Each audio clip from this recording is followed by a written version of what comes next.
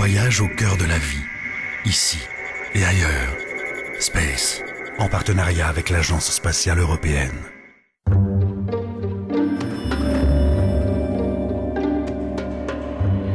Depuis près de 2 ans, le télescope spatial Herschel observe l'univers. Nous sommes loin, très loin, à plus de 1 500 000 km de la Terre. Il détecte les rayonnements émis par les corps les plus froids du cosmos. Ceux-ci ne peuvent être perçus que dans la gamme des infrarouges.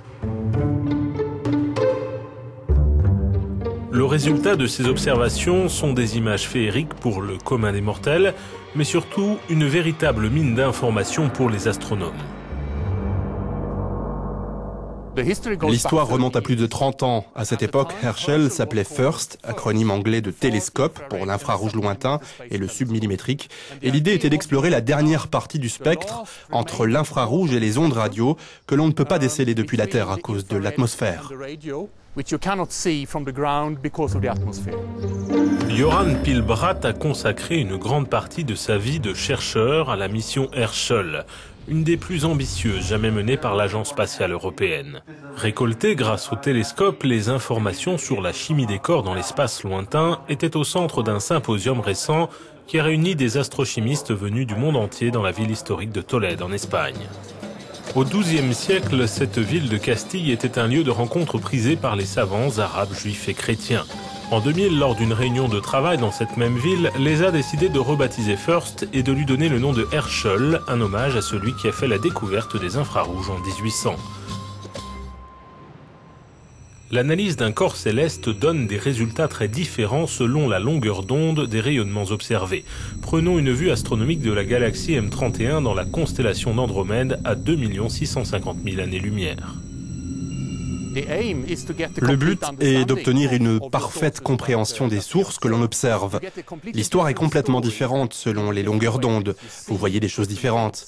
Basiquement, dans les optiques, vous avez de la lumière des étoiles qui sont actuellement présentes.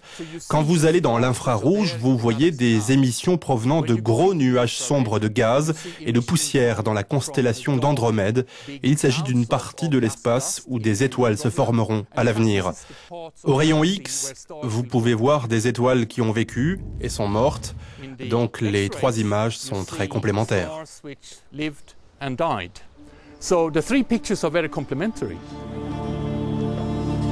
Cardiff est une ville où le traditionnel et le moderne, le plus audacieux, font bon ménage. C'est vrai pour l'architecture et c'est aussi vrai pour la science. Il y a quelques années, l'ESA a fait appel à l'université de la capitale galloise pour concevoir et construire Spire, l'un des 3 instruments de détection et d'analyse embarqués sur le télescope spatial. Herschel emmène 3 instruments scientifiques. Le HIFI est un récepteur radio très sensible. Il écoute la vibration des atomes et des molécules dans l'espace et peut les mesurer. Et les 2 autres, le PAX et le SPIRE, opèrent sur des longueurs d'onde différentes. Le PAX couvre les ondes courtes et le SPIRE les ondes les plus longues. Ils ont tous du matériel que les astronomes aiment utiliser. Des appareils pour prendre des photos sur différentes longueurs d'onde, avec différentes couleurs, un spectromètre pour décomposer la lumière et étudier en détail la signature des atomes et des molécules en utilisant une technique appelée spectroscopie. Les ingénieurs ont conçu pour les instruments un système de réfrigération à base d'hélium extrêmement complexe. Ils sont enfermés dans une sorte de bouteille thermos dont la température interne avoisine le zéro absolu, soit près de moins 273 degrés Celsius. Si l'on n'avait pas fait ça, les instruments en eux-mêmes produiraient tellement de radiation, tellement d'infrarouge que l'on ne pourrait pas voir le moindre objet astronomique que l'on veut observer. Ce serait très gênant. Il est très difficile d'atteindre ces températures et de conserver les instruments dans le froid. Le télescope spatial se présente comme un long tube de 7 mètres de long avec un diamètre de 4 mètres et le tout pèse 3,3 tonnes. Il est protégé par un bouclier thermique doublé d'un panneau solaire pour produire l'énergie qui lui est nécessaire. Le miroir primaire du télescope représente à lui seul un exploit technologique. Avec 3,5 mètres de diamètre, c'est le plus grand jamais envoyé dans l'espace. Il allie la perfection de son polissage à une légèreté extrême. La solidité de l'ensemble est soumise à de rudes épreuves.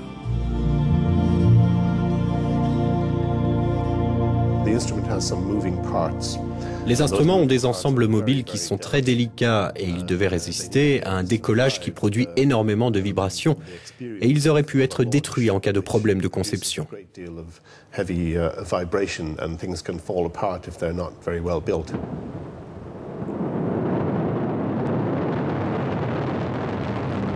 Le 14 mai 2009, une fusée Ariane 5 décolle de Kourou avec à son bord 2 des missions scientifiques les plus ambitieuses jamais conçues par l'ESA. Le satellite Planck, qui allait capter les radiations fossiles émises lors de la formation de l'univers, et notre télescope spatial à la recherche des objets galactiques les plus froids du cosmos.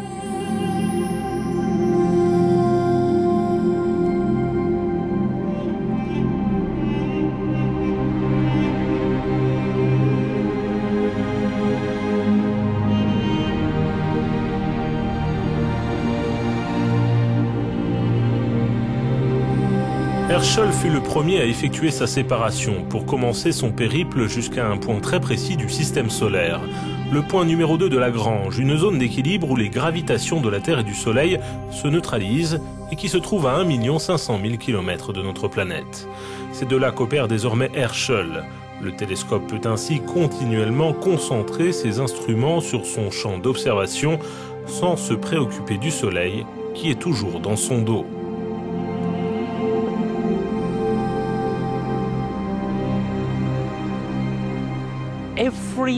Toutes les 6 semaines approximativement, nous activons brièvement les propulseurs de Herschel pour le remettre en orbite pour qu'il ne s'en aille pas. Si on laissait Herschel livré à lui-même, il s'éloignerait tout doucement.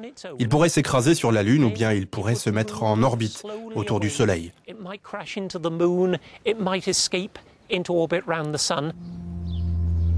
Un vieux château fort domine les installations de l'ESAC, le Centre européen d'astronomie spatiale, à Vilafranca del Castillo, non loin de Madrid.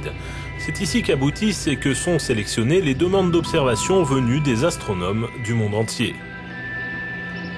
Travaillant en binôme avec l'ESOC, le centre des opérations de l'ESA à Darmstadt en Allemagne, qui se charge des manœuvres de Herschel, l'ESAC reçoit les données scientifiques, les transforme en documents graphiques exploitables par les astronomes et s'assure de leur mise à disposition via Internet. C'est aussi ici que se trouvent les archives informatiques de toutes les missions scientifiques de l'ESA, Herschel inclus. Jusqu'à présent, en 1 an et demi, nous avons collecté des téraoctets de données, en fait plusieurs dizaines de téraoctets de données. C'est une quantité fantastique de données qui sont stockées dans nos archives ici. Le gain de qualité des observations de Herschel par rapport aux autres télescopes spatiaux opérant dans l'infrarouge, tels que Spitzer pour la NASA, ont ouvert de nouveaux horizons pour l'astronomie et la chimie stellaire. Herschel a dépassé toutes les attentes. Il a produit des résultats scientifiques fabuleux. Il produit des images d'une qualité que l'on ne pouvait imaginer. Cet engin si complexe comporte tellement d'instruments que beaucoup de choses auraient pu mal se passer, mais tout fonctionne presque parfaitement, ce qui est tout simplement incroyable là-bas dans l'espace. Nous allons apprendre beaucoup de choses et nous allons travailler sur les données de Herschel, certainement encore 20 ans après la fin de la mission.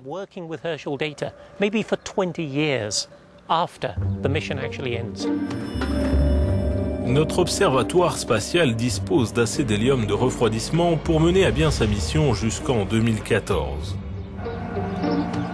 Jusque-là, il continuera à envoyer ses données et à recevoir ses ordres de mission grâce à la plus moderne station de poursuite de satellites au monde, celle de Cebreros, que l'ESA dirige depuis un vallon isolé des contreforts de la Sierra de Gredos au centre de l'Espagne. Lionel Hernandez est le responsable de cette station. Avec cette antenne-là, on peut travailler avec un satellite jusqu'à 900 millions de kilomètres.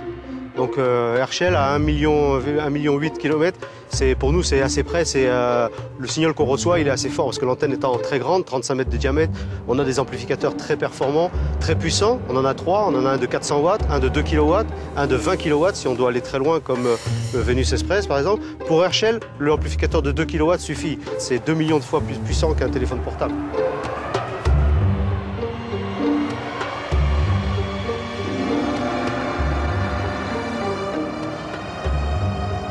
Aux antipodes, à New Norcia, en Australie, une antenne en tout point similaire à celle de Cebreros prend le relais toutes les 12 heures lorsque Herschel et les autres satellites scientifiques de l'ESA sont cachés par la courbure de la Terre.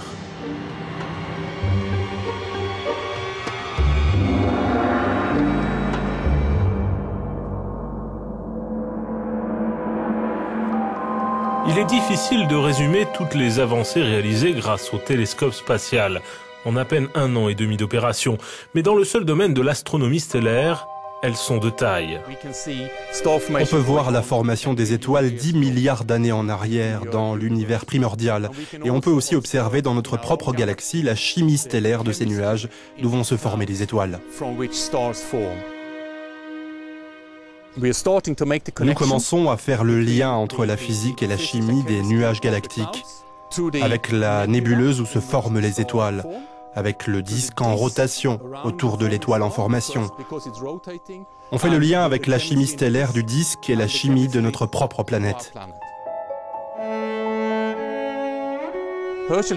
L'histoire de Herschel remonte à plus de 30 ans et c'est à travers l'imagination des gens qui ont travaillé dessus pendant tout ce temps que nous avons pu rendre cela possible.